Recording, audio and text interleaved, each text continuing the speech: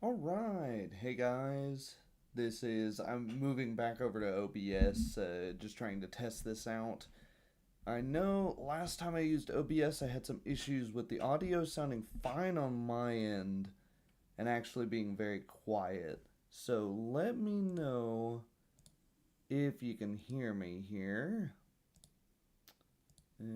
Just checking analytics here. Let me open the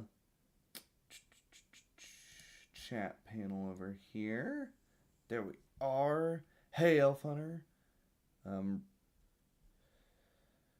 remembering how OBS has this set up by default, YouTube Analytics, of course, being the immediate thing on the right, and I literally don't care about analytics. This is not an out stream. I just randomly saw that Jason Bowman was streaming over here, or doing a video rather. One of the lead designers with Paizo. They keep cars running? What keeps cars running? Analytics? I'm a little bit behind. I don't know what that's in response to, Nick. And hey, thanks for tuning in. Do I sound fine, guys? A little quiet?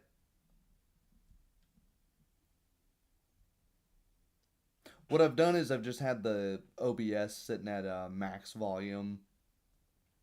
That way I can do any other adjustments but via the manual input on my microphone. NVIDIA Broadcast running very well at taking my background out. Changed some of the posters in the back.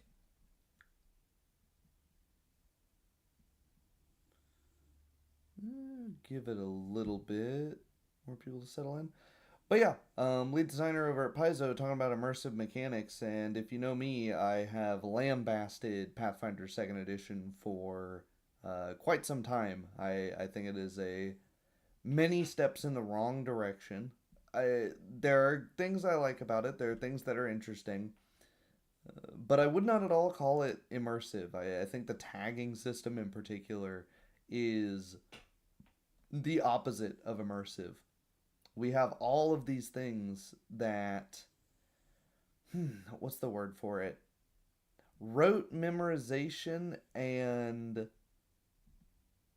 there's no consistency. It's not like you can memorize a pattern of, okay, some of these tags have mechanical changes and they're changes to this.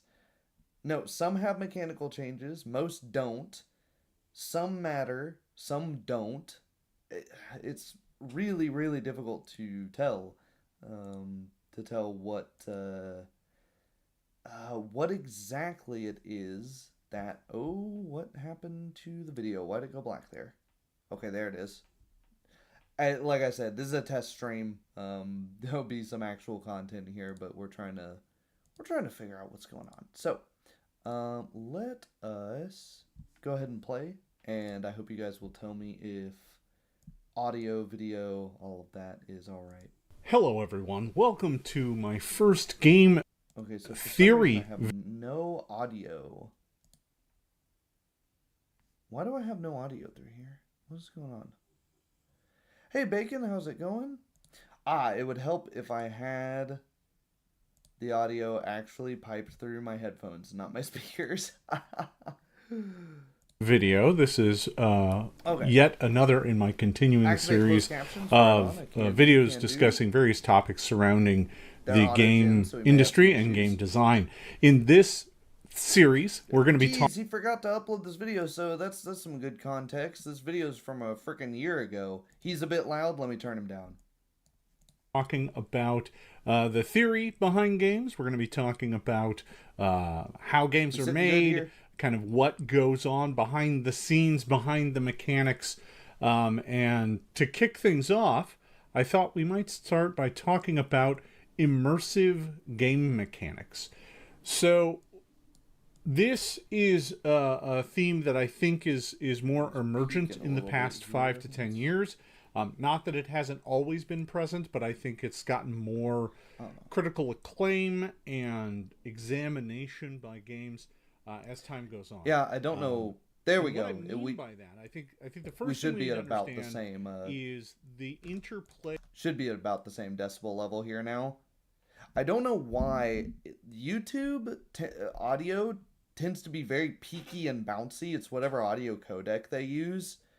Whereas my microphone, and it may just be the cadence of my voice as well, the room that I'm sitting in, what have you, that I'll notice when I'm speaking, it's a much softer Harmon curve than on the other thing. I hate dealing with audio stuff. I'm glad you guys are here to tell me that this is better and worse, because when you're doing it manually, the numbers can look great. And unless you're wearing like studio in-ear monitors listening to yourself back, which drives me insane, you don't know until you've done recording the video and then, crap, I was way too quiet and edit in Audacity. I hate all that crap. Much respect to the people that may actually go out there and do that. So let's continue. We're basically, so far, he's just saying this is what the video's about. We already talked about that. So between mechanical design and narrative design and how that works in most role-playing games. If you go all the way back to the beginning, you go back to D&D, you kind of have a story being bolted onto a game system, right? Classically, Dungeons & Dragons started out of chainmail, a kind of miniatures war game, where eventually they started bolting the idea of a character onto it, and that character might have a story, and eventually you might even take the role of that character. I like that he mentions this. So this is cool. Lots of the Paizo guys, if you don't know, come from Wizards of the Coast, and they are from those early days of Wizards of the Coast buying TSR. So not the earliest days, but they were around when OSR was just it. You know, that was the thing. And I'm really happy that he's mentioning what a lot of OSR guys won't. Yes, which is that it's all bolted on. You know, as Nick says here, you might take the role of a character, right? It's bolt-ons to a war game. It's by its very nature secondary, despite the fact that now role-playing is the first two letters in the acronym, right? But originally it was bolt-on stuff. You know, you have this very big separation of mechanic and narrative, and they don't really interact in any meaningful way, especially in these early games from the 70s and 80s. So I'm interested to see if he pushes back on that or says, no, that's actually a fine thing, because I don't think it is. Ask them, make their decisions. That was kind of how things Hey, Space Ready as well. So in that nature, the mechanics of the game kind of came first. The narrative aspects of the game came second. It doesn't mean they weren't as important. It just means that that's kind of how they evolved. And I do, before we get too much further into this, I want to say that I don't have any value judgments here. I think there's plenty of games out there. Some prioritize mechanics over narrative, some narrative over mechanics. It's not an either or. Games can be good no matter what direction their kind of focus is. You know, I mean, I'm famously known for Pathfinder, a game where mechanics are kind of important, right? As a matter of fact, they're kind of very front and center. And you know, this is true. It's not. It's sad that we have to say this. That yes, it's not a values judgment to say I don't like X, Y, or Z, but in current days, some people for sure take it that way. And likewise, the mentioning that it's not mutually exclusive. You know, you can have mechanics and you can still roleplay is what I would add to that. Absolutely. Hey, G Funk. So, you know, I'm in the middle. Surprising amount of people here. And I think the thing that's important to understand is how your mechanics influence play, how they influence the kind of feel at the table.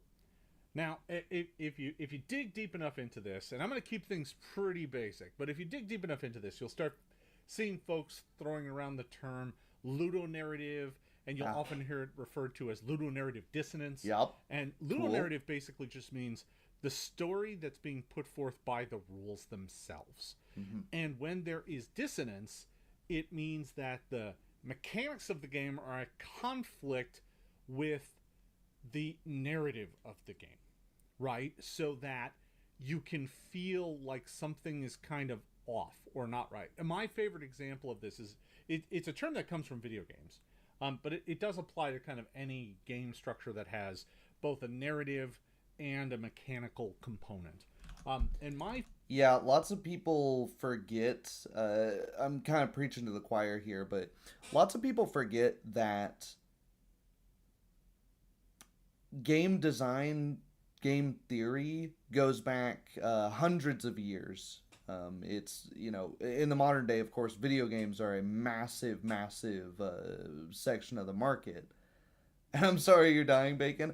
I hate that word narrative in general because if you ask five different people what they mean by narrative, you will get five different answers.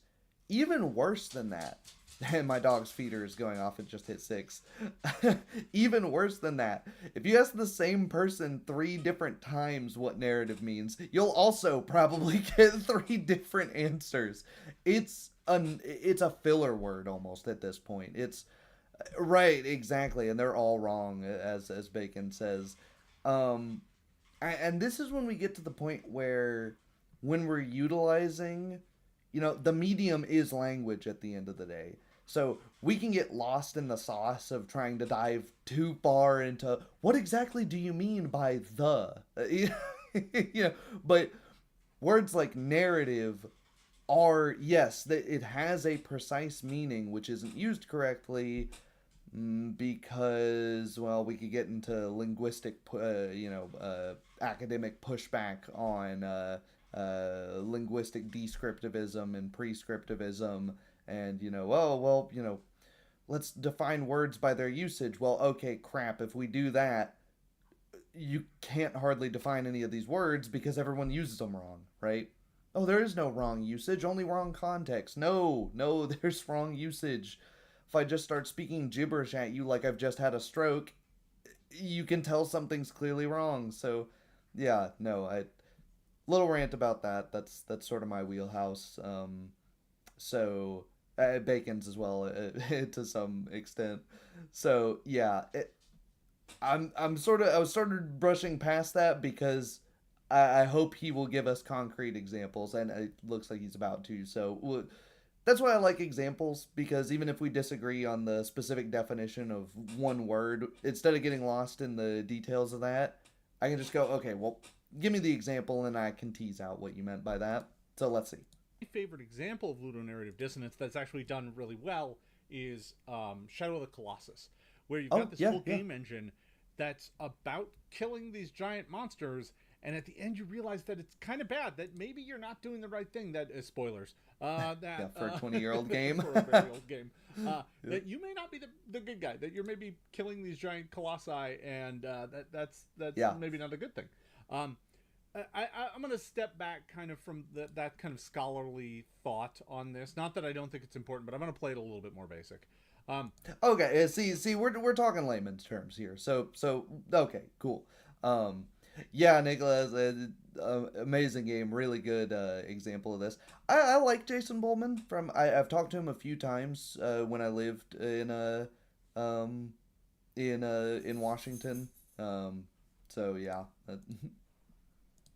so, in most role playing games, I would say that the norm, because this is where it started, and certainly with older games, this is kind of the forefront, is the mechanics kind of step in and intrude in the narrative space when they need to, and in most games they try and do that as little as possible. The narrative. That is an interesting statement. In most games, they try to intrude as little as possible. Do you guys think that's true of most games? I don't know, because I'm not sure. I don't know that that's a consideration in most games.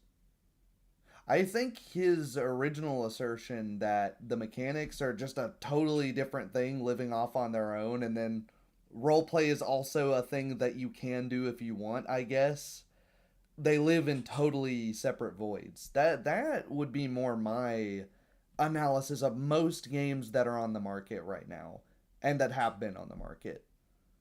Yeah, I would agree with that, Space Roadie. The fiction is secondary to the mechanics. And I think when we're using narrative, we mean the fiction, the role play, the everything that is not numbers written down in a book, right? Yeah, the mechanics are the game, Bacon. That's very true. That's what a game is ultimately. You can have a game like tic tac toe where there is no narrative, right? Um, so that is an important consideration. But likewise, can you have a role playing game without role playing? Yes, obviously, because it happens. It is one answer. On the other hand, then it's not really a role playing game, is it? It's just a board game. And that's kind of how this whole, corner of the internet came to be. Is that, well, yeah, technically you can have. Eventually it becomes, yeah, you're technically meeting the definition of a game. It's just not a very good one. So, yeah, I don't know that I agree with that assertion. I think it is a good thing for the mechanics to try and get out of the way of the role play, whatever it is we mean by narrative. But yeah, Narrative is allowed to ebb and flow and be the story it wants to be, and you really only oh my start gosh, why rolling have you gone dice away and again? have people There we go. engage with mechanical elements when you have to. Usually that's combat, right? I mean, but Yeah. in as games evolved and other things became important, social constructs and social encounters and other mini games and other systems built into games, you started to see more and more narrative elements being governed by mechanics. So, and that's continued to today. It Give started me an off with example. almost no narrative elements being dictated by mechanics outside of combat. And now you have games where a lot of the narrative elements, a lot of the role playing elements, and how good you are at convincing. Yeah, okay. So when he says narrative elements, he does mean role play, right? He does. Um, I think so, Conway, and I'm interested to hear his exact example. Again, he gets a lot right. Of yeah, early on, pretty much all of the games, all these games had rules for is combat. One of the reasons that I think Dungeons and Dragons Fifth Edition gets so stale is beyond combat. There's almost no game. The game is almost non-existent. That past combat, it is so bare bones. So, yeah, and it absolutely is Conway. It's a game designer on the West Coast is on the game end of things, and you can look. I can't recall if Crispy has done a video where he's a player or a GM in there, but they're out there. So maybe that would be fun to take a look at their games because it's something. My dog is sneezing like crazy in the corner here. Sorry, guys. my, hi, Dory. um, uh, where was I going with that? The She just totally annihilated my train of thought here.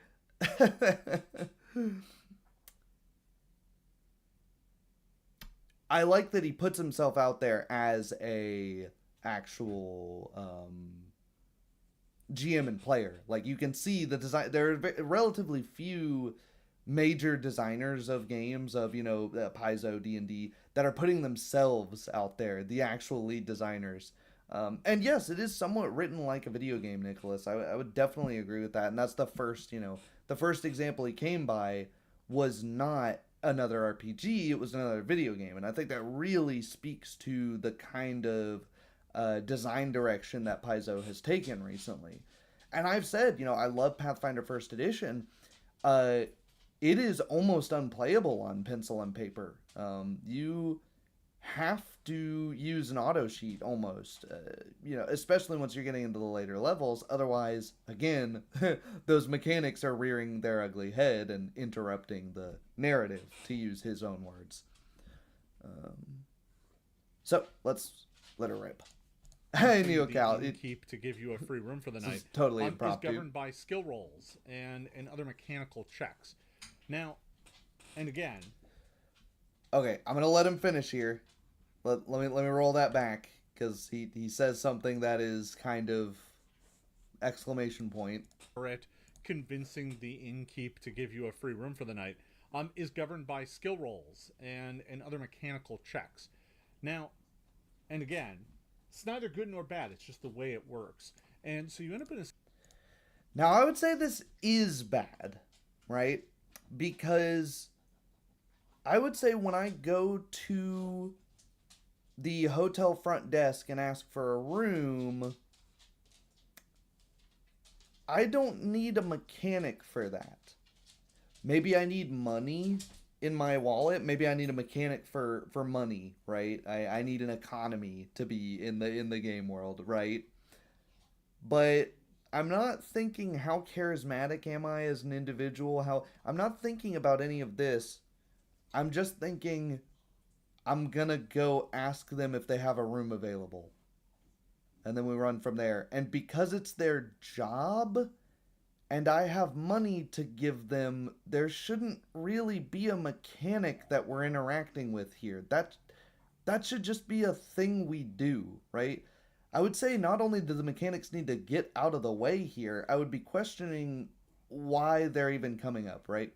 Um, some people will say, oh, roll if there's prompt a roll, prompt a mechanic if there's a consequence for failure. Well, there is a consequence for failure here. Oh, no, we don't have a room today. Now we have to go find, oh, well, shit, it's about to storm. I need to go find I need to go find a new place to for a new place for shelter. Maybe I have to go camp outside of town. Maybe I have to go see if a friend has extra space that I can cram into, what have you. But that doesn't need to be done mechanically, right? Um, is it neither good nor bad? I would say it's bad because it's totally unbelievable, right? It's yeah. What's the DC for successfully renting a room? Two, three. So you roll a one, and then all of a sudden you can't. No, I don't. We don't serve your kind, and it's like what? What are we doing here? It's silly. Um, yeah. Uh, Yeah, and as Conway points out, the more you keep adding mechanics to try and fix issues caused by other mechanics, the worse it gets, right? It's it's kind of like whenever you have a big lifted truck that you put cheap wheel spacers out, well, and now it's sagging, so you have to replace the suspension, and you replace the suspension, so now it rides too hard, and the vibration means you need to get your tires rotated more often. When you get your tires rotated, and it's just one thing on top of the other. Or you could just leave your truck alone or raise the ride height properly, right?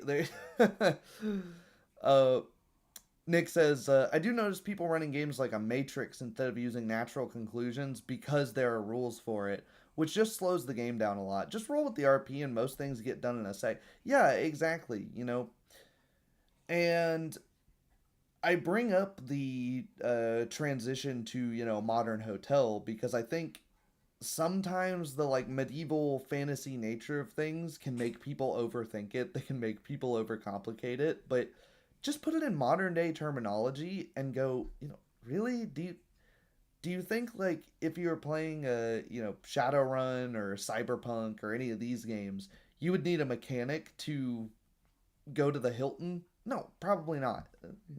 So let's continue. Situation where you've got people sitting around the table, they're playing, and when it comes time for the mechanics to interact with the game, oftentimes it's a break in the narrative structure. The narrative structure opens up, allows this check to happen, and that determines how the kind of flow happens. Then it stitches back together, and the story continues onward. What I'd like to talk about today is I've got 4 games that I want to talk about that do this differently, and frankly, the this is what I call immersive mechanics. They're game mechanics that actually propel the narrative and are almost unintrusive. They're present. They're certainly a part of it, but they actually lend to the story. They add to it. They are a key kind of building block. And these are the Jenga Tower Inbound. That was in the I'm interested to see if that was a bait and switch, and we're going to point out what everyone should be pointing out, which is this is not immersive. It's the opposite of immersive. I don't know why we think it's immersive. Um, or if we're gonna have to tackle that discussion a bit on the old what was that game Dread. Um, Yeah, and that's what I say something very similar in my homebrew document for Pathfinder Conway, which is the ultimate rule zero is logic. If you go down the logical conclusion, does it make sense to call for a roll? Does it make sense for it to just happen? And look at Pathfinder First Edition, where they have I mean, take 10. An average character could, in average circumstances could just do this thing. You don't need to prompt a roll for it. And that makes it very much. Eventually, you learn when, oh, yeah, this character can just take 10 on that, and then you don't call for the roll at all, right? It becomes less and less intrusive as you gain mastery of the game. I thought that was a very clever design for people that had, they are new to D20 systems, new to 3.5 or Pathfinder, and they don't have a great grasp on, like, oh, what numbers should be just a thing somebody can accomplish, right? The game tells you that naturally as you start playing it. Um, and Conway says, to be fair to the designers, people nowadays are so socially inept that some can't order a burger without feeling anxiety. Yeah, decision paralysis is a real thing. And ironically, I think Pathfinder Second Edition has made that way worse for those people, right? Um, the amazing part of role playing is that all players are experts at it because they've lived in the real world for all their lives. Yeah, exactly. You can just interpolate reality into the game with imagination. Space Ready, that's true. You don't need a mechanic to tell you can just not roll. But when you're playing fantasy superpowered characters, you may be astonished to learn that somebody has a plus 15 to their climb skill, and so a 20-foot slick cobblestone wall is literally free for them to climb. They don't need to roll that. You might not know that as the GM about their character, so it tells you specifically, oh, actually this character is really really good at climbing, and you don't ever need to look at their character sheet. They say that through the taking 10 mechanic, right? um, so because of that, it allows you, it changes your expectation on specific characters, right? Because of course with things like I hop the fence, right? Yeah, okay, I'm not gonna make you roll for that, but I may well ask you to roll for something that you still don't, this specific character still doesn't need to roll for because they're very very skilled at it, right? It's just one less thing for me to keep track of and think of. Well, anyways, let's continue. Of how the story works. And I'm going to start with what I feel like is the most obvious entry to this. It's a personal favorite game of mine, but let's talk about Dread. Oh boy. All right. Well, we're getting right into it. Um, hey, welcome in. Um, Running a game is an art. Knowing when and how to invoke a mechanic so that it doesn't disrupt the immersive flow is a skill that doesn't come naturally. It needs to be developed. I would tend to agree. I would tend to agree. Yes, ring the alarm So, bells. of all the games on this list, Dread is a game whose mechanics are very very easy to understand. They are they are basically, you've got a character. That character is in some sort of horror situation. It's a horror RPG, and anytime you want to do something that's outside of your character's skill set, or maybe there's a risk of danger or doubt, you draw a block from a tower of Jenga, a bunch of wooden blocks stacked up in the middle of the table. You draw a block and you put it on top. And if the task is really hard, maybe you have to draw two. And if you So here's the immediate problem with this. When you're in flow state and you're in character, you're playing a lot, there is a time dilation that happens. Something that in real time does take a minute to occur. It doesn't feel like it takes a minute when you're actually sitting there and in the game. This is one of the reasons that a lot of actual plays aren't that fun to play, or aren't that fun to watch rather, because you're not in character, you're watching people role play. So there's that aspect of time dilation is not really there. that only works a certain amount. If there's a guy trying to stab you, well, for me to roll a d20 in one of Jason Bowman's own games, Pathfinder, I roll a d20, see that I have +4 to hit, 14 plus 4, 18. 18. Hits, yes, no. Describe the outcome of the miss or the hit. It also gives us information within that single die roll. If their AC was a 12 and I hit an 18, oh, you very, very cleanly hit them. It's a deep wound. It was a very clean hit.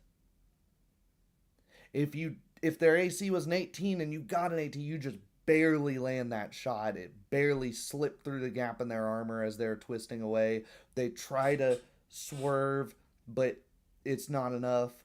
What have you. When somebody goes to stab you with a knife in Dread, and your character is not very good at melee combat, so the GM adjudicates that you need to take 3 Jenga blocks, or let's say even 2. Do you know how fast Jenga is played? Here's a hint. Not very. I did not prepare a Jenga tower here, but just go look up. It's quite slow for what is supposed to be a fast, tense situation. And yes, again, like I said, if you're thinking movies, if you're thinking these things, it's going to be slowed down for stabbing. They're slowing it down. They might be replaying it a couple of times. You can only, well, I would say at least for me, and I would say for most people, you can only do that. And these games, they don't keep the horror tone. Watch an actual play of Dread. Pick anyone, I can guarantee you it devolves to comedy immediately because Jenga is kind of inherently funny. That's it, So no, I would say it's absolutely not immersive for what it's trying to do because you can't use fast scenes unless you're forcing a player to rip the thing out really quickly. Maybe if it was a timed thing, the harder it is, the less time you have to pull the block instead of you have to pull multiple. That might be more immersive. Or alternatively, likewise I said, it's not very horrifying. It's funny, everybody else is laughing at it. Yes, and also that can be a player thing too, Nick. That's absolutely true. Yeah, having a dartboard for your archer and shooter character. And again, if there was a time limitation, that could be more immersive. And I'm not going to touch on the other problem with these yet. I'll wait for him to mention it first, which is these are not testing your character's skill. These are testing your skill as a player. So a real problem with these games is that if you're really good at Jenga, well, that's kind of it. There can be no horror because you just win. So yeah. Conway says the reason why he thinks this is immersive is not because he is thinking in terms of character. He's thinking in terms of the tension of a slop horror piece of media. And there is tension, right?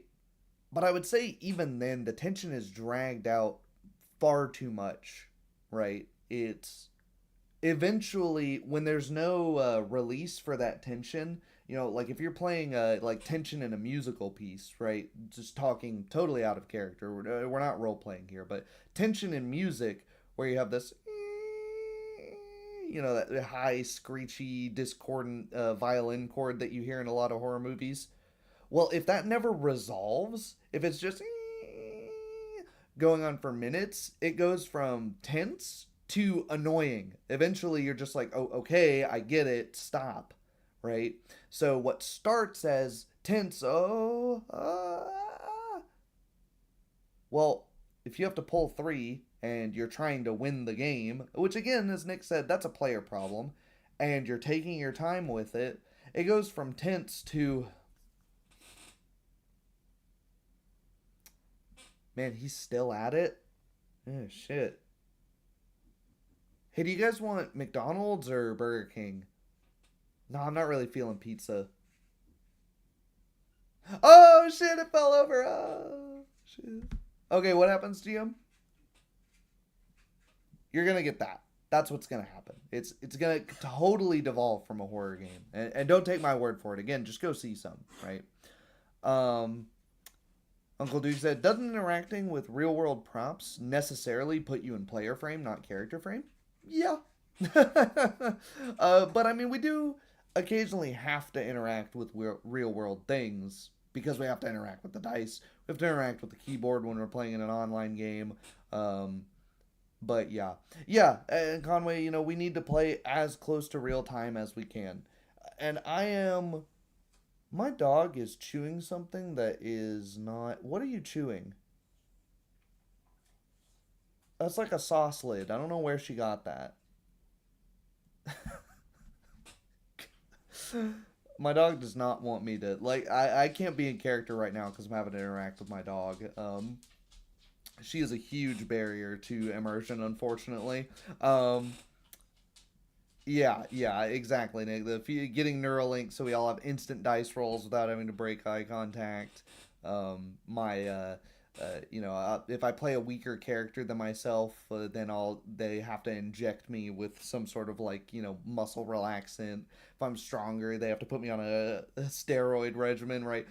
You know the crazy extremes, right? But as the section in the 40 handbook says, in character is a spectrum from 0 to 100. We can never be 100% in character, but it's aspirational, right? You can never be really 1-to-1 real time, but it's aspirational. And I would say, if you get close enough to real time, right?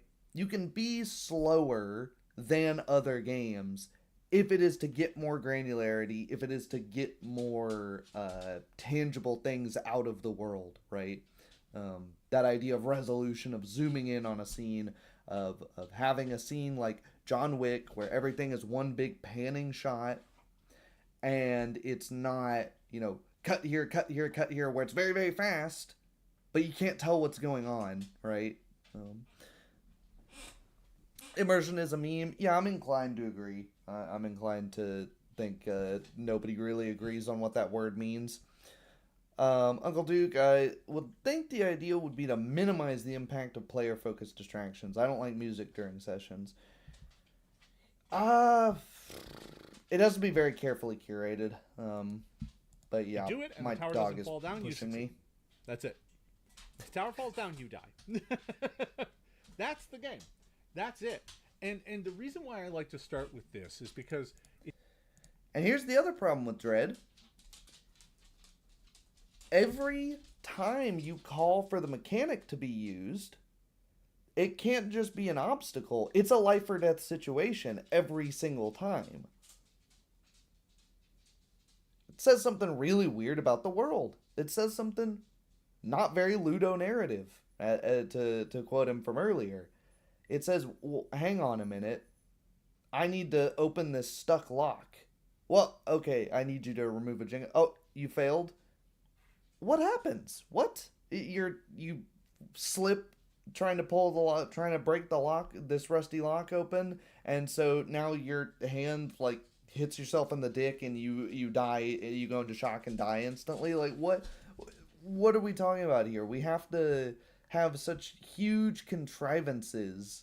Exactly, Nick. What the doors. D&D 5e, a locked door appears. Well, I guess like the slasher has to be right behind you at all times. So yeah, it's weird. very easy for everyone to understand that kind of tactile sense of anxiety and worry whenever you have to pull that block from a Jenga tower. And as it gets taller and taller, and the thing looks more and more like it's been chiseled away, and it starts to teeter whenever anybody touches it. That is that is something that is immersive for this game, because that anxiety is what the game is trying to get you to feel. We're using immersive wrongly here. This is evocative, but it's not immersive. Yeah, it's a gimmick, Uncle Duke. I would agree with that. But being more generous, it's evocative. It is evoking that tension, but it's not immersive. You're not in the game world. You're not doing what these characters are doing because like I said, a lot of the times, here is he's talking about the tactile feedback, right? The tactile feedback. So let's take that at face value. Here's the tactile feedback I'm getting when I'm doing Jenga.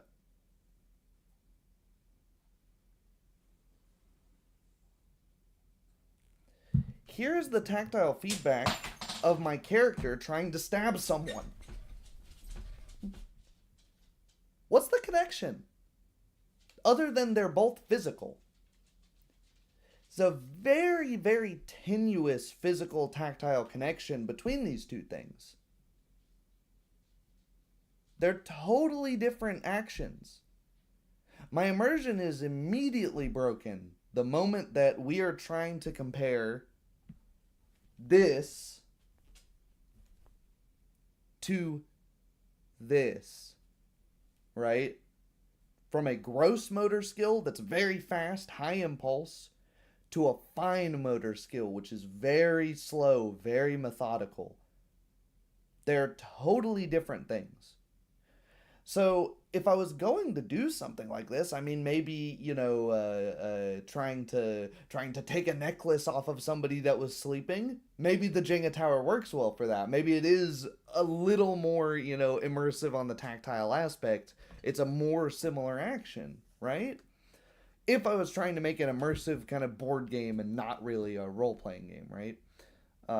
Whereas when we're rolling the dice, is that at all like any of the things we're trying to emulate with that dice roll or adjudicate with that dice roll? No, but it's very quick and gets out of the way, right? Whereas this says, "Hey, I'm the mechanic. Please focus on me." Right. So, uh, you know, when we get into this interaction here, if we wanted to be immersive, it would be okay when you do combat. The GM is gonna, put on his fencing mask and grab his HEMA gear. But again, that would really suck for most of my players because I would usually win. They would die every time. So, you know, you would create a game effectively that is the character doesn't really matter. You roll the worst stats, play the weakest, scrawniest nerd, and he has to lift up a huge log that's fallen on one of his fellow compatriots. But the player playing this skinny nerd is really good at Jenga, so all of a sudden he gets the Hulk adrenaline strength, and that can work once, sure, fine. But these games, I find the people that have played this game and say, yeah, it's awesome, dude, it's so cool. I'm like, how many times have you played it? Oh, once or twice. We opened the box once and then put it up and never played it again. Because the objective problem with these is they pretty much lose their replayability. That's a problem with a lot of board games, not just Dread. Right. So the most common example of this is you're a bunch of teens at a summer camp and there's a slasher hunting you. And those teens, if the player's good enough at Jenga, alive, and it's like, oh well, we go hide in the boathouse. Well, does he find you? Can magically block, sprint like right? Usain Bolt. And, as the tower goes, and as every time it falls down, you rebuild it, but draw blocks out of it automatically, so it starts more and more teetering and less stable. So the number of times it falls increases as the play goes. This is the sort of game where it's mechanical structure, which is very simple. It is draw blocks from a Jenga tower. That's it. It is something that implies directly to the feel and the vibe of the game. It is a mechanic. It does intrude, but it intrudes a lot. the types of mechanics you might have. And this is actually a good example of a system where simple does not equal immersive, right? Or less intrusive, even. There are ways that, yes, it's very simple. It's too simple, right? It's a party game. It's not an RPG. Absolutely right, Uncle Duke. And yeah, what he said here, it's the feel and vibe of the game. It's vibe coding. If you're in the tech industry right now, you hate vibe coding. It sucks. It's don't give me vibes. They're way too vague. Hey, roll some dice. Hey, draw a card out of this deck, or do one of those sorts of things. This one's unique in that it does speak directly to the feel of the game. Now, another thing I love about Dread that's worth talking What's about another is how thing character generation works. Character generation in this game, and I guarantee you Dread will be a game I do a from the library on at some point in time. I love this game. I think it's deserving of a deeper look and an exploration in kind of all that it contains. And most people there's a lot don't of good do advice that. in it. There's a lot of good stories. There's a lot of good narrative stuff. But another aspect of this game that I like a lot is the character surveys. So when you make a character, it's not about, you don't have statistics. You don't have like, oh, I have a 4 in this, right? There's nothing like that. Instead, you get kind of a character archetype, and then you get a survey that asks questions about a character of that archetype. So let's say we are doing the summer camp, and you're a bunch of teens at a summer camp. You might be the jock. And so you might get obvious questions like, what sport do you excel at, and what's your call to fame, in that athletic endeavor. But you might also get a question like, what's that thing that happened last summer that you never tell anyone about? I actually like things like this, where you can have you're good at this, you're bad at this, you're average at this, etc. Hey, welcome in. Um, I don't mind that, right? And I like having very shorthand, not a full backstory, but like a thing that you can flesh out your character with through play. But again, how do you get this out in a way that isn't super jank throughout play because of this core resolution mechanic? I don't know. You get some open-ended questions that are there to give you, the I player, like open-endedness. a chance to kind of make a character that is flawed or has secrets, and you're basically just trying to create a portrait so that whenever you attempt to do anything, the person running the game has a good idea of whether or not to ask you to draw a block. And it also prompts you to create. There's some light in there. There's some light in there, right?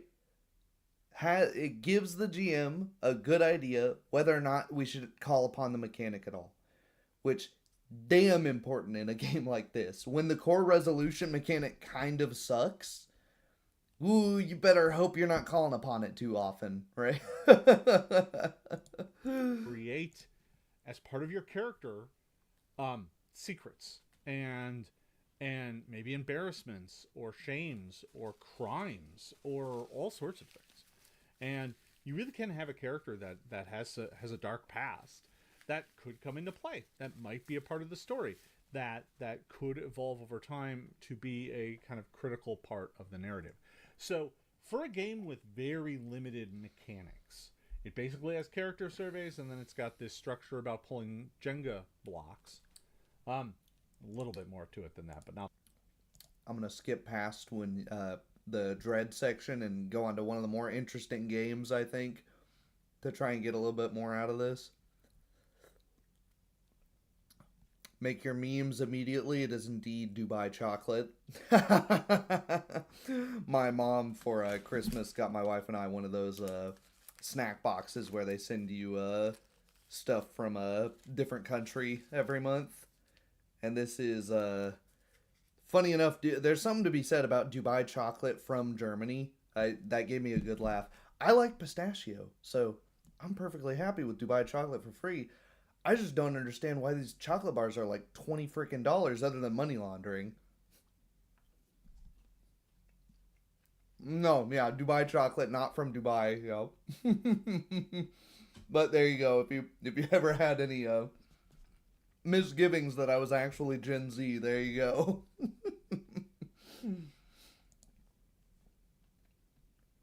So let's skip past Dread a little bit. 10 Candles. Oh boy.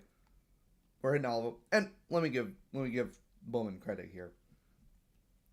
He is diving a bit deeper into these games than most people do. So many people will go, "Oh, Dread, it uses a Jenga tower," and that's the extent of their commentary, right? He's actually talking about some of the other things about the game that he likes, and the problem is there's not much to it, man. There's not much. Oh, I love Hala. I love Baklava. My uncle was Greek. Xeris Games. I just see your at, so you might be someone different, but uh, my uncle was Greek, and oh boy, I made the mistake of one time telling him, "Hey, baklava, is it Greek or Turkish?"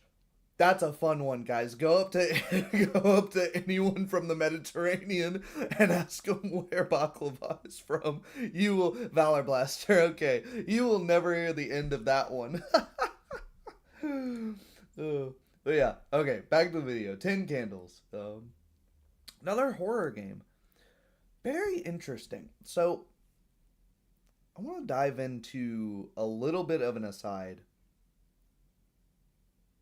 Pathfinder, their modules and adventure paths tackle horror on occasion, and sometimes they tackle it very well. They have some truly look up like anything Zon Cathan, very like a fantasy take on Hellraiser, like twisted perceptions of pain and beauty, really dark stuff they aren't afraid to tackle.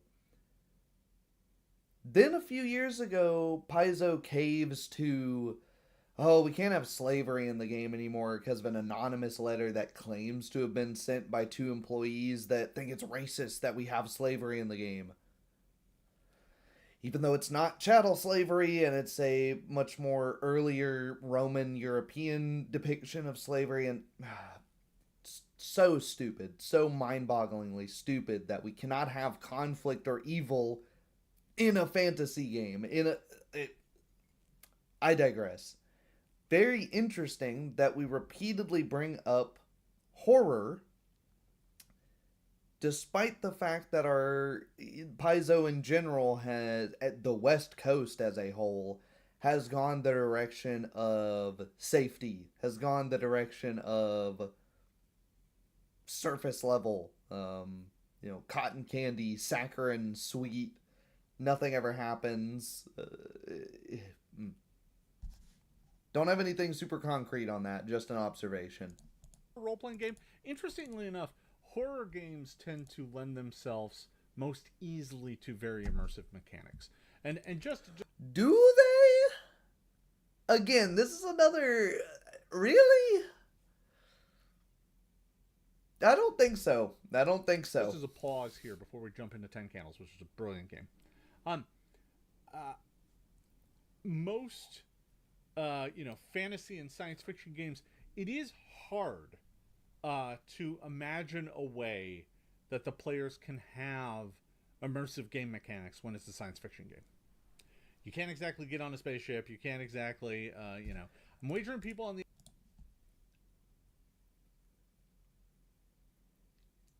He has correctly pointed out the problems I just mentioned with Dread, but has not associated them with Dread.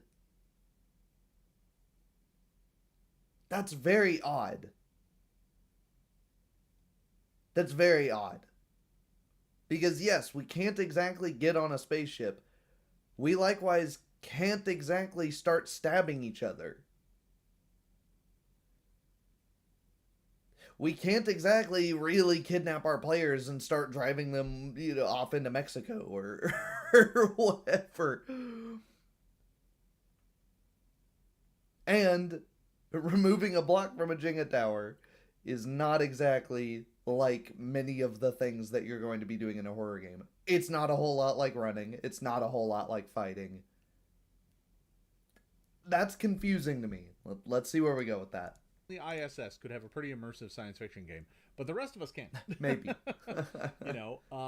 You boy, rolling dice in 0G. That's an interesting challenge. Oh shit! Anyway, yeah, how? But most of us in modern day, in playing fantasy or science fiction role playing games, there isn't a very immersive way for you to kind of bring the mechanics, no Conway, bring the narrative. Pure pain.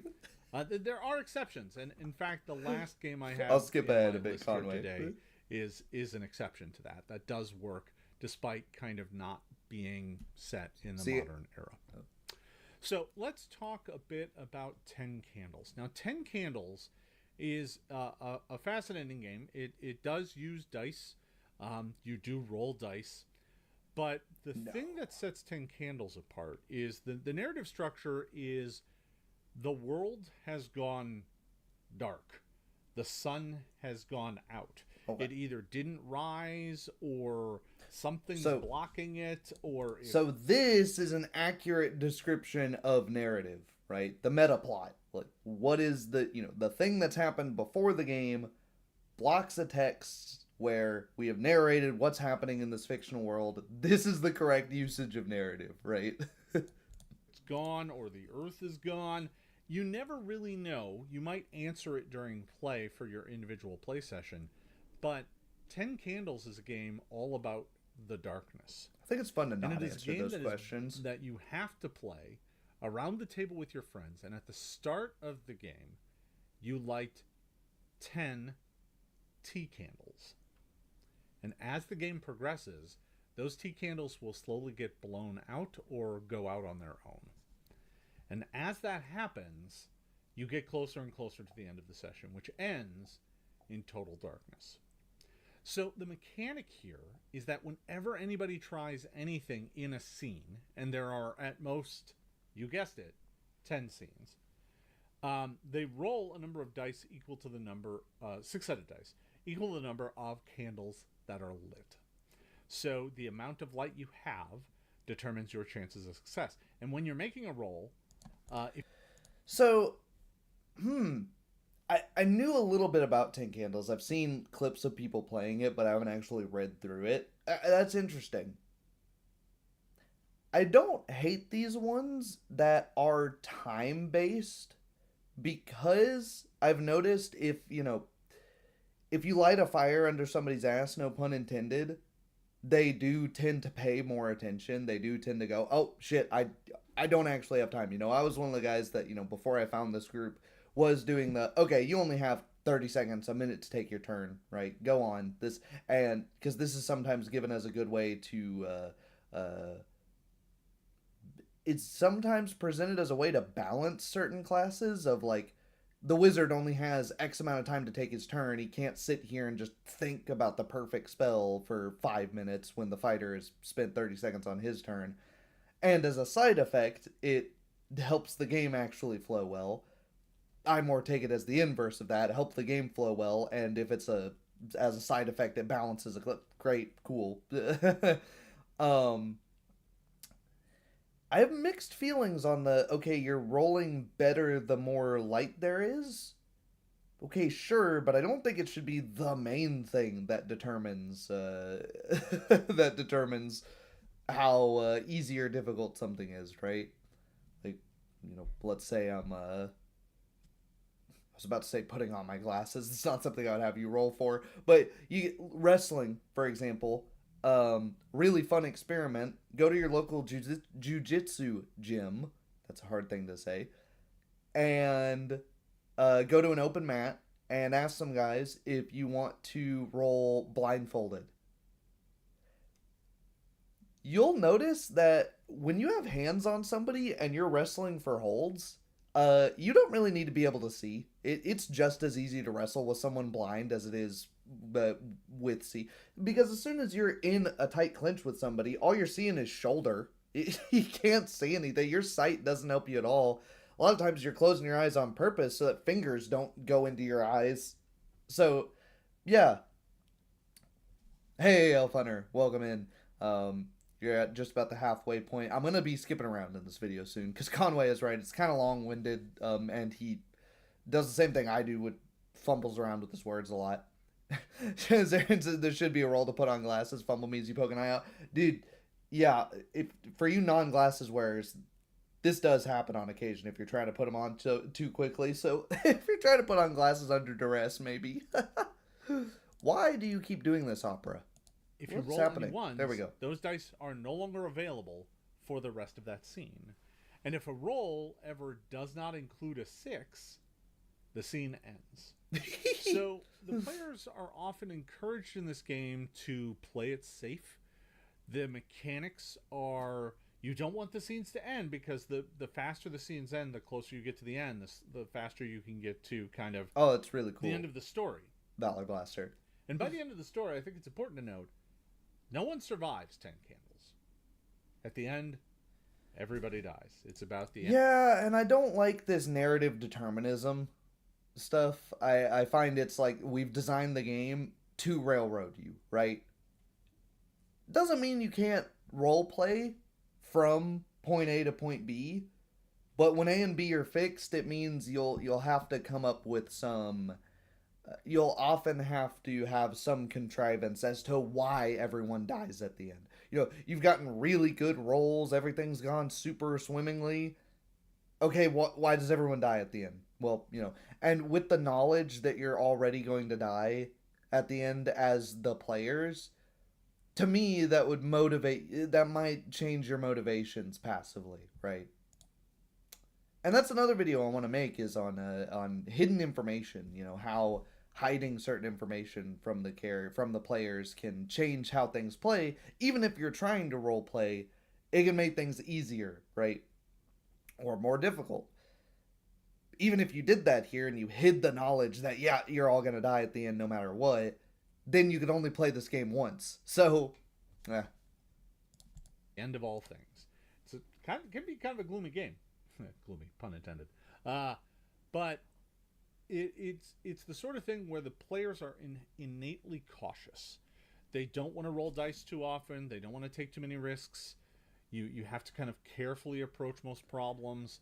And the more you roll dice, the faster the scenes end, which means you lose a candle, which means now you're rolling even fewer dice, and the characters start dropping. And I find with I started by sort of sandwiching this by saying I don't hate these time-based mechanics.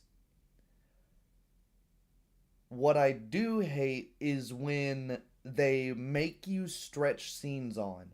It's already a problem that I would say I have, where sometimes I let scenes go for a little too long. I let things go, and I would say most people have it way worse when they don't know to move a scene on. When you can skip 30, 45 minutes in a lot of these APs, actual plays, and they're still in the same tavern. That's the classical thing we keep moving on.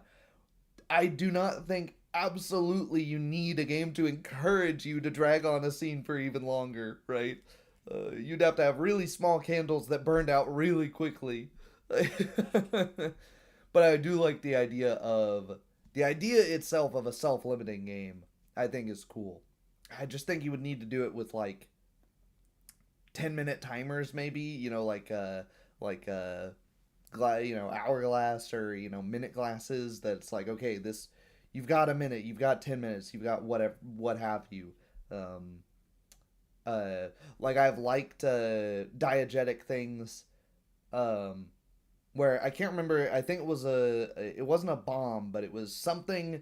The characters found in Shadowrun that had a timer on it, and as soon as they picked it up, it just started counting down from 10, and I just set my phone out there with a timer on it.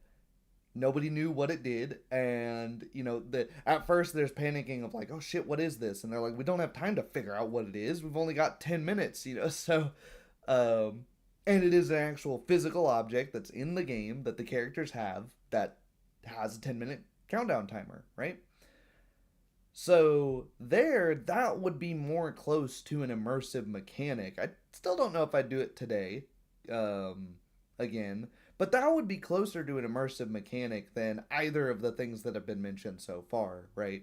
Be it a bomb that actually has a timer on it, or something else.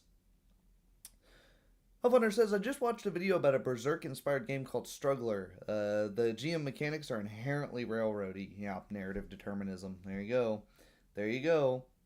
And hey, not a video for me to make, but a video for somebody to make. Fatalism and determinism. Uh, that's philosophical, right? Some people who will not have a problem with those sorts of things if they are fatalists, right? Um, infamously, Karl Marx believed that communism was impossible to achieve unless capitalism first happened. It must go in a fixed order. If that's your belief, then a lot of these, not that is specifically your belief, but if fatalism is your belief that things have to take this ABC process, then you probably will naturally not have problems with games like this, right? As he said, it's not a values judgment. Some of us just think differently, right? Like we have nature or nurture or a combination of both, probably, have come to different conclusions about the ways of the world and how they should work, right? That's something I love about making these videos. You can get make it as deep as you want, right? I'm gonna skip 10 Candles because I the whole idea of stretching a game out for that long is it's anathema to me. So we're gonna get into Alice is Missing. Nicholas, I don't know what you mean by that, and that scares me. Alice is Missing is a game I've heard of and I know little to nothing about. So let's hear it. It's not the same. No, it's not the same designer. No, this is Spencer Stark. So Alice is Missing is a relatively recent game. Yeah, a it couple came out a years few old years ago. at this point in time, and by couple I think I mean like 5 or something. Yeah. But Alice is Missing is a rather unique game. It is called a silent role playing game, and it's called silent role playing game for a very good reason. You and your friends gather together and play this game without talking. The entire game takes place over 90 minutes, and the entire thing happens via messaging, via on your cell phone or through one of their online apps that acts like a cell phone. That's really funny, Nicholas. Why would you make an AP of this without very heavy editing of what people are messaging? Because, I mean, it's basically like a real-time play-by-post, I guess you could say. It's interesting in concept. I like a lot of these games that are trying to play around with different ideas, right? We never got anywhere by keeping good old hotkey based MMOs. That's all we're gonna do for the next 25, 30 years of gaming. No, those get so boring. But yeah, 4 text boxes going down while people grimace at their phones. Yeah, so nothing really different than your average actual play then. So in the end, this entire game, the entire structure of it, is just you and your friends for 90 minutes sending text messages back and forth. And you all play kind of various pre-made kind of character archetypes that are part of the I story. hate that. All of the I hate that. I hate pre-made character. Again, everything I've mentioned so far. What have I mentioned with all of these games so far? There's no replayability. You play it once and I know what the characters are, right? That's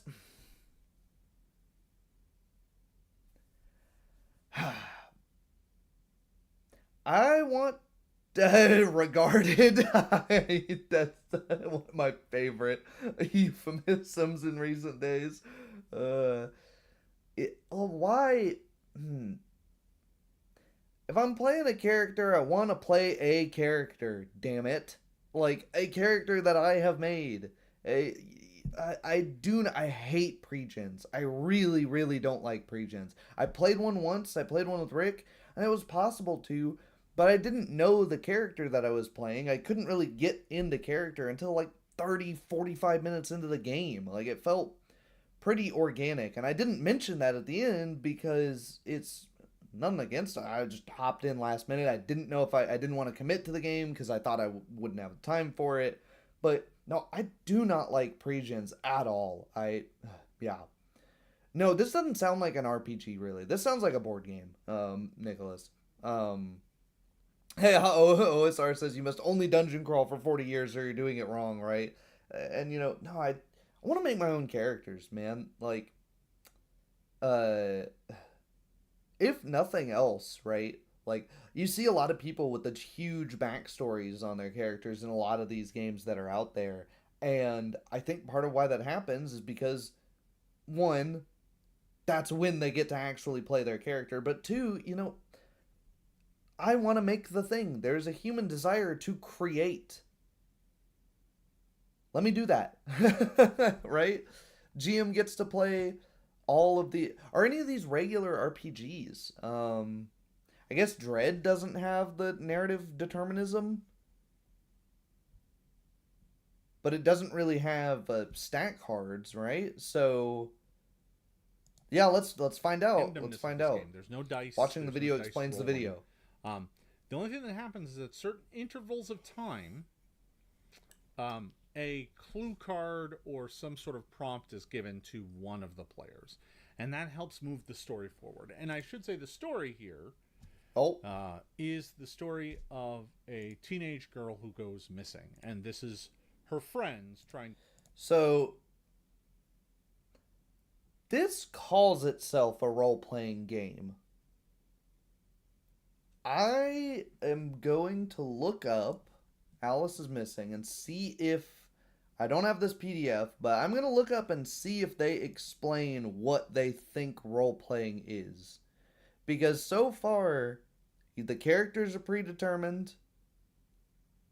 The meta plot, the actual, the module is predetermined. There's no dice mechanics. There's no randomization so far. It's a head scratcher. I'm gonna look this up. Oh, look at this movie. One of the best experiences ever? It's not really a game. Well, does it say it's a role-playing game? It sure does. There's no, mechanic, so... It's an immersive RPG. A role-playing game. Now, it becomes bad when we're using this word very loosely. This word, compound word, I can accept that is fairly new in the context of what we're doing, so we don't all agree on what exactly it means. Fair enough. This word is not very new. A game kind of gotta have mechanics, right? So we inhabit our character for the entirety of the 90-minute play session. Okay. Why can my character not talk? Is there a reason that our characters cannot speak? Because otherwise I'm not feeling very in character from the mere premise. Conway says, to be fair, if you're role-playing teenagers texting through a texting medium, then that's kind of cool for roleplay, but this game looks like slop. Yeah, that's, believe it or not, we speak. Let's see what Reddit has to say about it against my better judgment. Played it with my usual RPG team, two of my best friends and my husband, and wow! I think it hit the way it did specifically for the music and the ambience it creates. I don't know. I think it's one of those things that you can only experience once. Okay, so even somebody that likes it is mentioning it. So it has a soundtrack. It has it. So this is not. This is like a curated. Okay, so this person seems to have something reasonable to say. It's a weird game because it advertises itself like some kind of mystery, find the culprit kind of game, but it's not really a game. It's more of an immersive role-playing tool. It really threw me off when I first played it because the players have no way of mechanically making any actual choices in the story. They just kind of talk for an hour and a half until the game tells them who done it. And if you approach it as a role-playing game and not a puzzle game, it's a lot of fun. But you can't make any meaningful choices.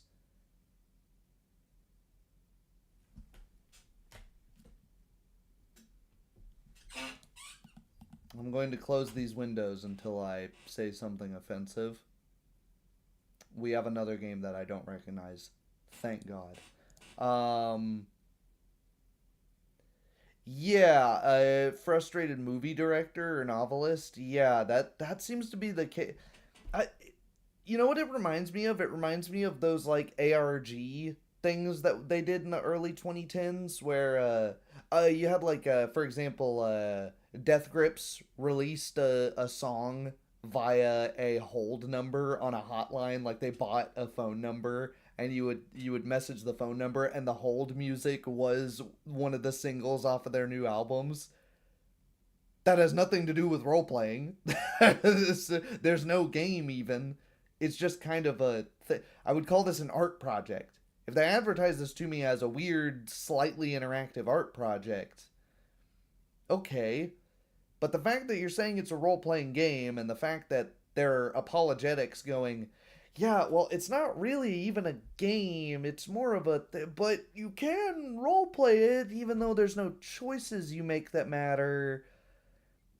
It's a car. It doesn't have wheels, but you can drive it if the definition of drive doesn't involve you using a wheel or pedals. Also, the car is actually like an ice cream stand. And, guys, what was it Bacon said earlier about words have meanings? Let's continue. It is a game that is pretty robust mechanically. Ah! It has combat. It has dice rolling. It has character generation. Our prayers have been answered. It is much more traditional in its play style. In that, that's what I'm looking for right now. A person running the game, in this case, they're called a marshal, and you've got a whole bunch of players, and they're playing their own characters. There are adventures you go on. There are big story arcs that you go through. Your characters advance over time by spending their experience and improving their skills and abilities. Okay, so where's the where's the difference? For its innovative mechanic, it would actually be pretty traditional. It would be very, very much what you would expect from a game from its era. And I do say from its era because it is a game kind of from the 90s. It's an older game, and it has been revised several times since then. And I actually think that by and large, some of the things that I found most innovative about its mechanics are now kind of not fully part of the game. I think there's still some elements of them, but I haven't read the most recent edition. And the game I am talking about... So we're talking about a specific edition. I know, I'm... Wait, what just happened? Talking about building tension, it's here. What game? What game is it? There we go. Deadlands. I think I've heard of this one. It was supposed to jump to 4, but it instead jumped back to 1. Deadlands. So Deadlands is an alt history game. Mm-hmm. It is a game Weird where West. The Wild West went weird. I like Weird and West. By weird, I mean really weird. Like the United States did not kind of take over the West. There are many tribes who still control vast swaths of it. Weird, quasi-steampunk science rules the day. Magic is a thing that is real. And the history and fate of the United States is a cool genre. It's underexplored. Than not just in RPGs. It played out in our world. Now, like I said, this is a game that has dice rolls, plenty of dice rolls. It's got character sheets. It's got a standard adventure structure. Where there are, antagonists and bad guys to beat and people to negotiate with, and there's lots of different ways you can approach all the problems in the game. All the standard game stuff. So you might be get on with yourself, what about it is immersive? Yes. And I say this. Yes, damn you. I love Deadlands. I love it for its mechanics. I think there are some elements of its story that are pretty dated, but the thing I love most about this game is the fact that when you cast a spell, in the original version, you draw a poker hand, and it's that one determines how powerful the spell is. It's that one. That's genius. That is literally genius. I love it. I love it. So, Weird Frontiers the game that this is that is heavily inspired by Deadlands, but is running using the Dungeon Crawl Classics engine with some modifications.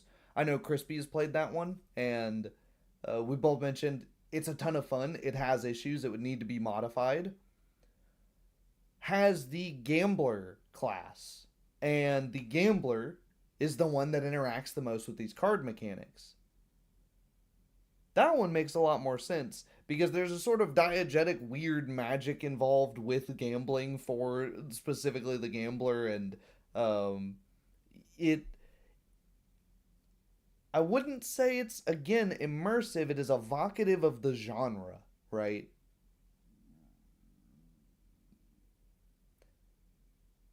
Where Weird Frontiers fixes this is whenever you're firing a gun as any other class, you're only flipping one card.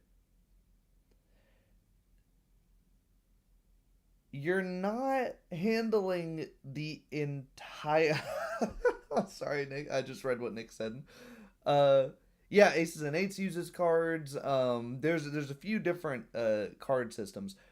You're not drawing a full poker hand. That is gonna take some time. That falls into the same space for me as I'm doing the Matt Mercer thing, not on purpose. It's called a scholar's cradle. Damn it, we do it when we're thinking. uh, that doesn't. It falls into the same realm as hieroglyphics on dice. On the goddamn Modifius is the worst at this. Star Wars game that has the little if it this is a good result. If this thing pops up, it's an extreme result, but not necessarily good or bad. It just means something different happens. And then if you get two of them together, then when you're having to do this, I'm immediately in. I'm playing a board game. When we're using the cards in a less intrusive way, the same way we use the dice in a less intrusive way, right? When we're doing actual bone reading, um, and like for example, Nicholas, I think a better example of this is from his own game. I don't know if this is a spell that he designed, but there's a spell where you chuck out a bunch of D4s, and the spell is I can't remember the name of it, but it is bone reading. You're reading bones. That's the spell is your character casting out bones and then counting the which side of the knuckles that they've landed on and going, oh, that means we're going to be luckier on this, and then you get a bonus to X, Y, and Z for the next hour or so, or for the next day. I can't remember how long it goes, but it works because the slow resolution of it in real time, and it's not that slow. You're counting up 1, 2, 3, 4 D4s and assigning the numbers, is a thing that the character is doing in the world, right? It is 1-to-1. The spell that the character is casting, you're picking through the D4, that your character is actually doing that, right? There it's 1-to-1. It's not just evoking a general, like, oh, we're going to use poker. You shoot a gun, or, you cast a spell, we're going to draw a poker hand. Because, it's the Wild West. It's poker and stuff. Okay, I guess. Well, we're gonna be playing a schlocky medieval fantasy game with Oktoberfest, despite the fact that Oktoberfest didn't get invented until like the 1800s. So I'm gonna get plastered because it's medieval and shit. They only drank beer, right? Again, not immersive unless your character's also plastered. It's just evocative, right? Darren says, I guess I'm weird because I find that kind of stuff cheesy. Just give me a simple resolution mechanic so we can determine a result quickly and move on. And absolutely fair. I don't think that's weird at all, right? I think lots of the stuff is kind of trying to reinvent the wheel, right? And I appreciate it because I think nothing ever gets done if you don't think of oftentimes stupid ideas and go, let's try it, right? Because you might be surprised, right? That's how innovation happens. It would be awfully boring if, correct myself, it is awfully boring that we're still playing the same OSR games 40 years on with tiny minor changes, right? Not very interesting, not very compelling. Don't at me in the comments, OSR guys, if you watch this far and you disagree with me. The main thing that if you're going to use a card, if you're going to use card mechanics, they need to be quick. They don't need to be a full hand. So Weird Frontiers I would give as an example that does it pretty quick. You pull, it's just a number, nothing happens. You toss it to the side. You pull a face card, it automatically becomes a crit. You pull aces, you pull a joker, and it's a jam or a squib, or your gun blows up in your hand on the back. It's a critical fail or something like that. Very, very quick and clean resolution. Has a cool thing where if you're maintaining your guns, if you're fixing them, you can shuffle the deck. So if you see, and again, it's a gamist thing. It will take you a little bit out of character. It's these two things that are competing, where it is representing something that the character is doing when you're maintaining your guns, cleaning your guns, loading your own ammo. You get to shuffle the deck again. Cool. Well, when would you want to do this? If you're thinking out of character, well, statistically, you're going to want to do this. If your gun has been shooting really well, then oh, I'm eventually going to get to the Joker, aces and eights. I'm going to need to clean my gun in case it jams. That kind of works. But in the inverse, if your gun has been jamming all the time and had squibs, then you don't want to maintain your gun because all of the crits are left in the deck. That one doesn't work as well, does it? That doesn't really make any sense at all. Oh my... I just had chain fire and fired all 6 shots of my revolver at once. Better not do anything to it because I know that can't happen, but, a couple more times. So, yeah, I don't hate it, but I found that, yeah, just dice are just fine, as Conway says. They're fine. They're fine, right? So yeah, and don't play with people that can't count. That's another thing. I think it is one of the best game mechanics I have ever Jason encountered. Have to say about it, though? I'm jealous of it to this day. I absolutely love how that mechanic works. It plays directly into the themes of the Wild West. Yes, it's thematic. It's evocative, not immersive. Those are different words. Sitting down at a poker table and having a shootout. In fact, I believe there's even a special rule that if you draw the dead man's hand, something really bad happens to you, so don't draw that. Now, that isn't the only thing this game has either.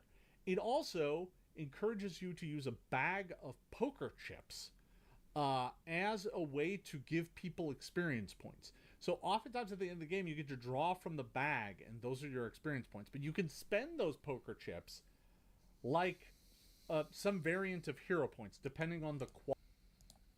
Oh God, I know the people in my thank God the word of the day is evocative, Nick, because it's not this accursed word.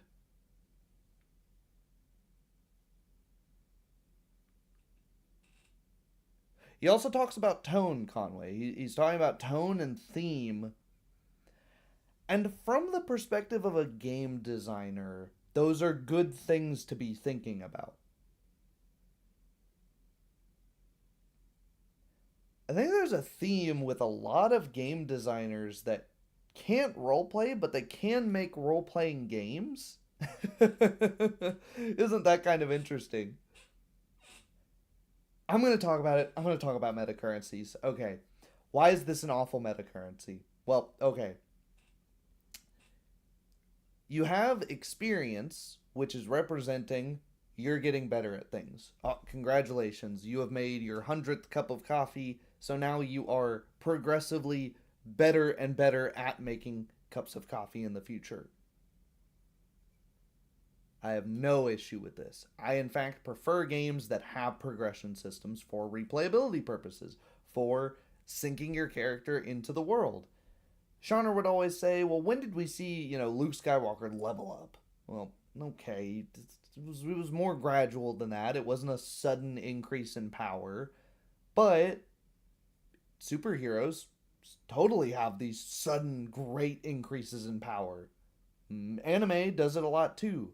So, depending on what you're trying to achieve, yeah, the number must go up, Space Roadie. Dude, that's like one of the most basic human things. We love seeing big shit. We love seeing no. I've got the tallest building in the world. Why?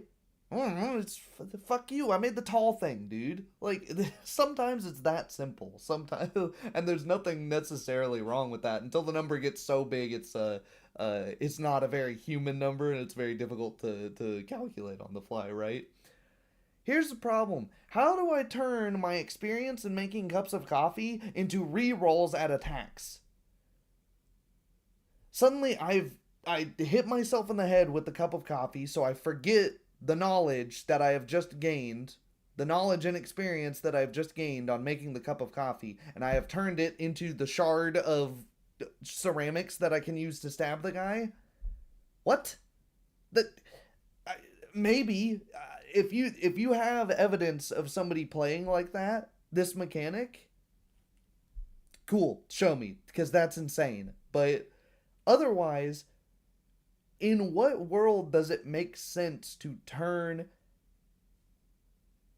my lived experience and progression and skill at doing a thing into a reroll like a hero point? That's the opposite of immersive, man. That represents nothing in the game world. That is we are so far from being grounded in the world that we're in.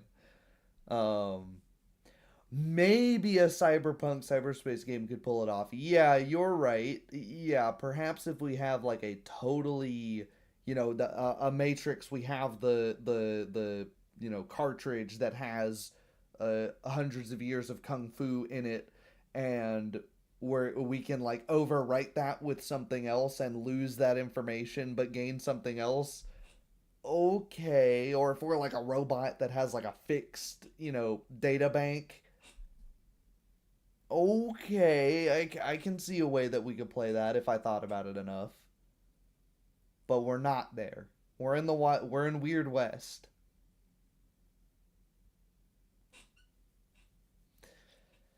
Conway, I didn't get a trigger warning for meta currencies either. It was I did not know we were going here, so I apologize for this. Content warning, guys. um, Elfunder said, I like progression numbers, but I'd be fine not increasing the number at all if the adventure is short enough. Yeah, absolutely, absolutely, right. Yeah, PBTA style. If you comfort a friend, get better at waterbending. Yeah. Oh my gosh. Um, Zarian, you're gonna get banned here. We're done. We're going to try to move swiftly on from meta currencies. Do we talk about another game here? That's pretty good stuff, right? I think there's We something don't to talk about that another game. that We have a although you lengthy. do still stop and combat is complicated and a whole thing, like initiative is done by drawing cards from the poker deck as well, and the entire thing kind of plays out in a way that it does feel evocative of the setting that you're Ah, he playing. said it. He I said think it. it's That's the word you want to use, Jason. That's the word you want to use, Jason. Yes. Yes. Evocative. We did it. So, this is a problem, right, with the English. So, Jason, I'm going to cut you off here cuz our video is getting long in the tooth. We may play him out. If you guys want to play him out, let's hear him out. But this is a problem with language. We spent, and I don't think we wasted our time here. I think this was entertaining. I think this was compelling. I think we learned some things here. And I think the big takeaway that we learned from this is that in an hour and a half, some technical difficulties here and there. In an hour and a half, 30 minutes, if I was just alone by myself, I would have found out that we have totally different definitions of the word immersion. Damn it.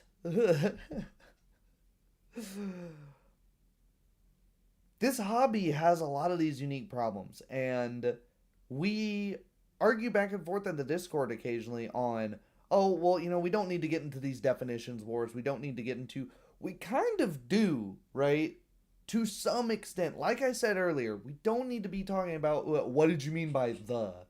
But we do need to have a discussion when Mr. Bullman over here is talking about evocation, not the magical school, but something being evocative, something being thematic, but what he's saying is immersion.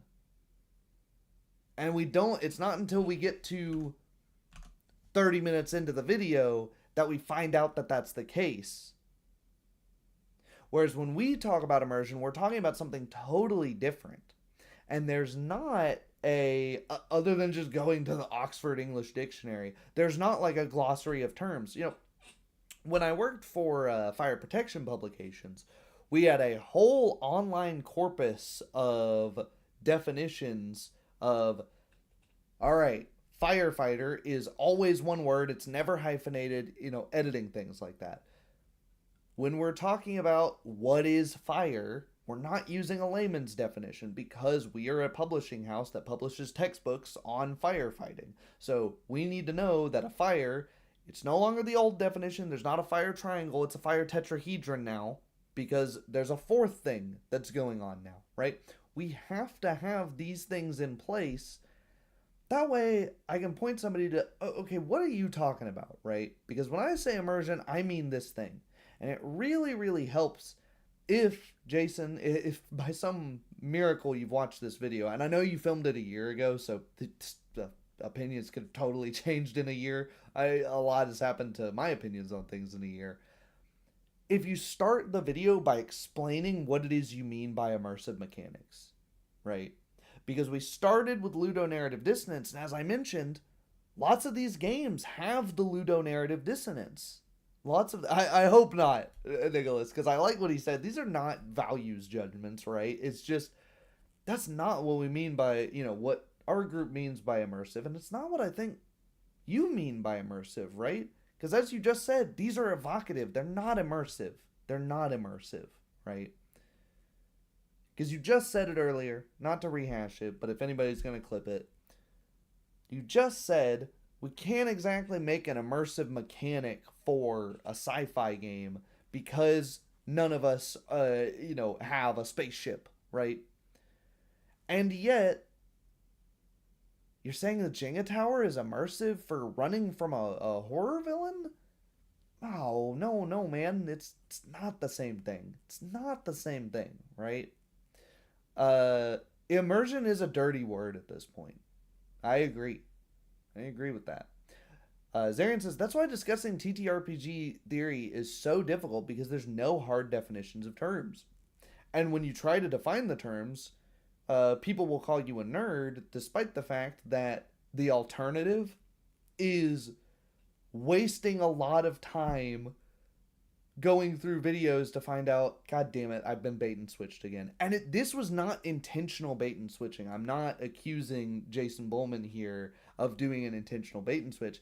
We just had different definitions of what the word is, and, well, now come to find out, yes, what you meant was evocative. Yeah, usually it leads to semantics arguments, but come to find out, no, actually, we're probably on agreement here. He just shouldn't have used the word immersive, right? And maybe to fight back against that, we should all stop using the word immersive. Need a word for fully in character in real time? I think that's short enough, right? In character, real time. Maybe just real time. Nerdy obsession with product consumption knows no bounds.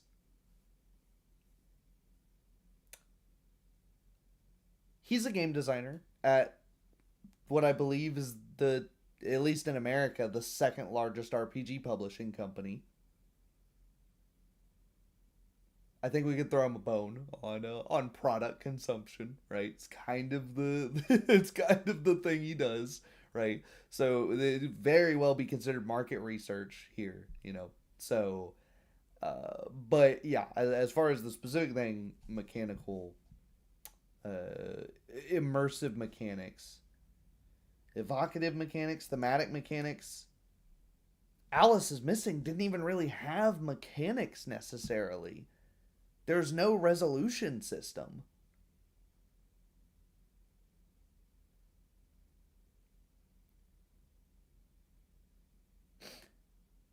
What I'm interested in is if at the end here he talks about how a lot of these games have removed the character's ability and the player's agency.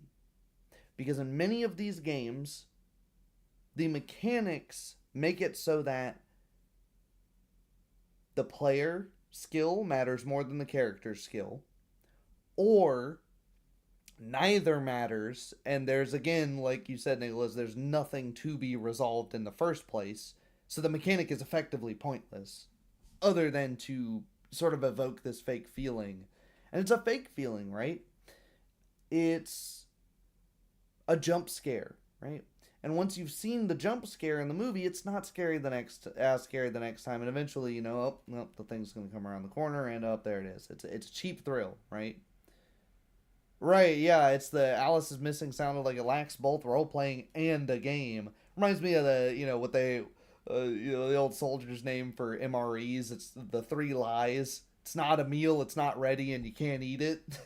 Game, if it's a heavy game, you can find a way to make the mechanics speak more directly to the narrative. There's small ways you can do that where, for one session when you're playing Pathfinder, there is someone does a hero reading and you make that part of the play experience and what cards. Yeah, like I said, I think his own games do this better, where you have a magical hero or tarot reader that is actually flipping through and reading the cards, and that translates in real life to the resolution mechanic.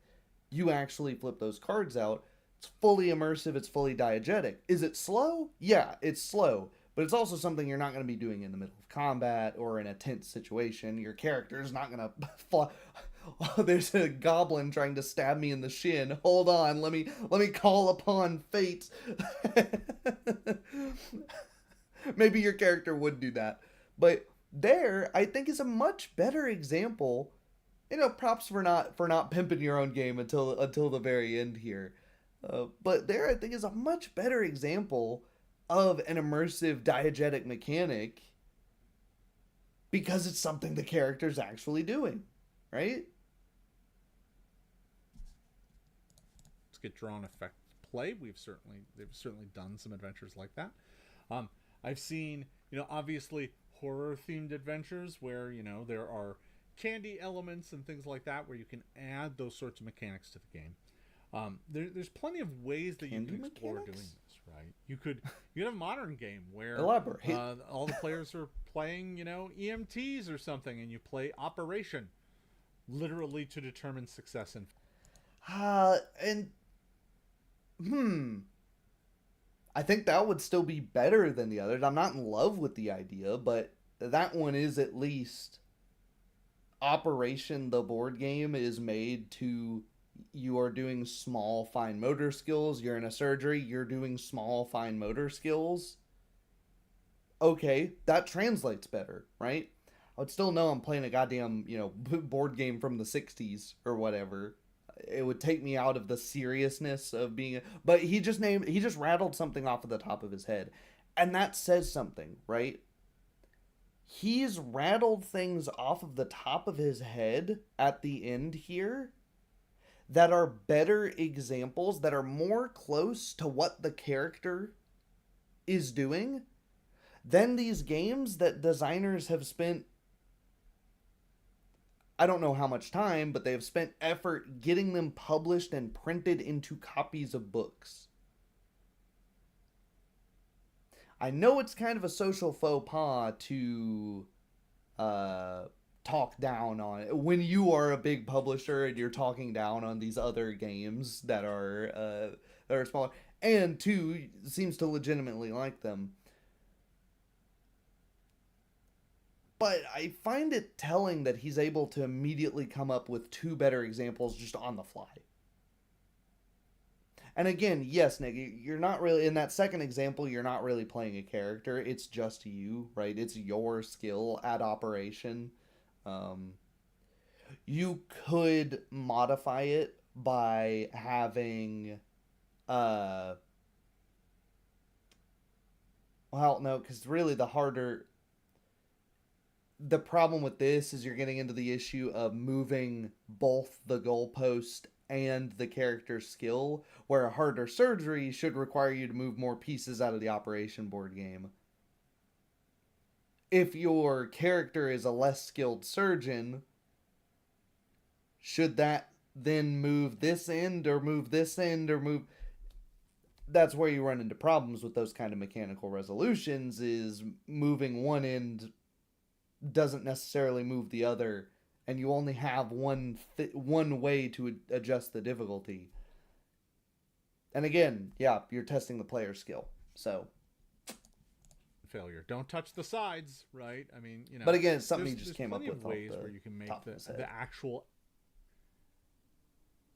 action of play have a stronger tie to the narrative other than just pick up dice and roll them. And that's not to cast shade on doing that. Honestly, I make a living off. Misinterpreted casts shade. Now I'm gonna shade. No. It's a Galician word. Okay, interesting. Nothing against that.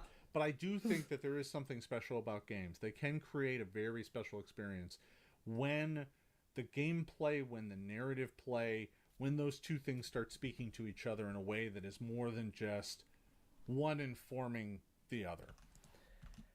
And I would say, and that's what's really cool about this hobby, right? Is those of us that are here, and this is kind of what I was mentioning the other day, I think last night maybe, where I want to speak to guys like that find things really special in RPGs, even if it's not exactly the same thing, but they're clearly really invested in the hobby. Where we could just change a few steps, because it is really special, and games can do this really unique thing. Games are something unique to humanity. I love wrestling. I love martial arts and combatives. But pretty much every animal does that, right? Every animal has some form of rudimentary martial art, has some form of that. Beavers build. Animals build tools.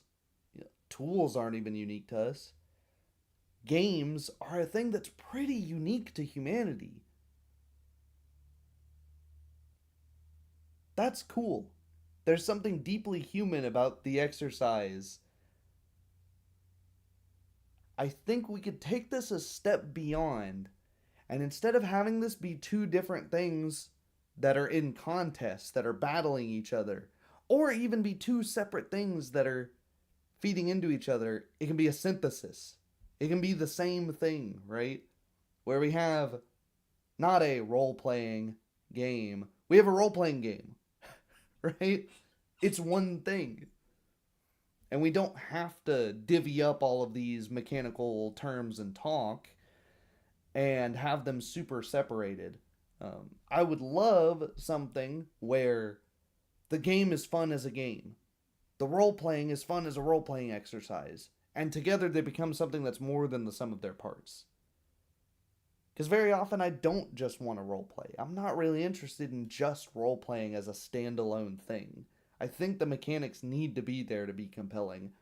When the mechanics are just there on their own, I also don't think that's nearly as compelling as they can be when you're combining them with the characterization.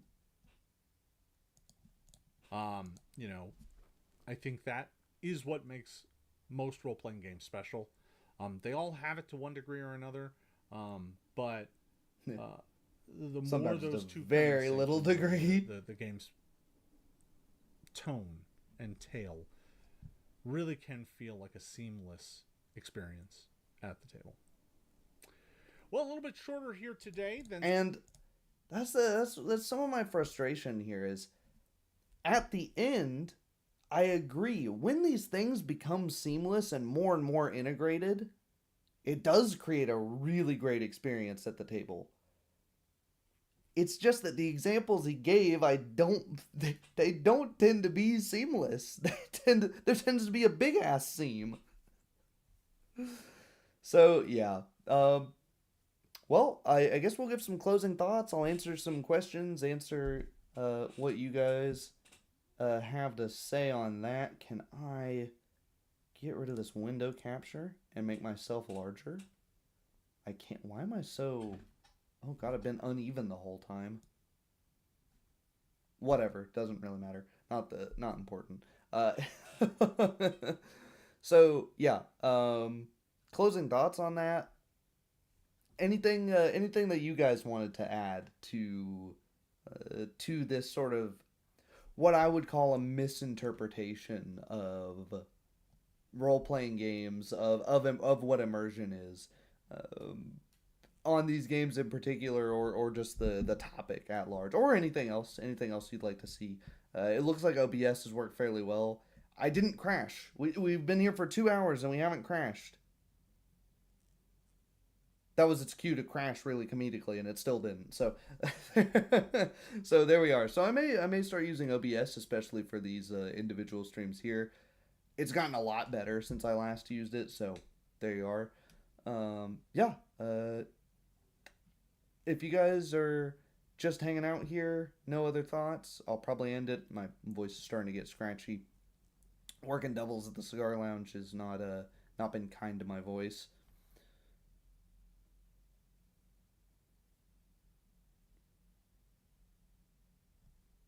All right.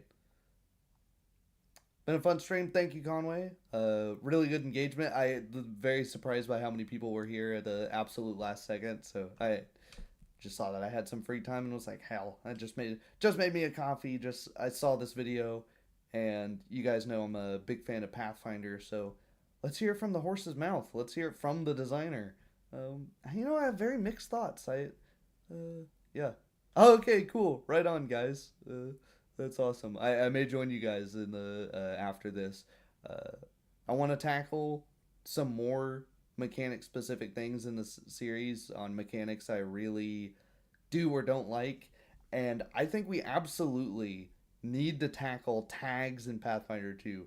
I know we did it just in like a Discord chat that didn't see the light of day.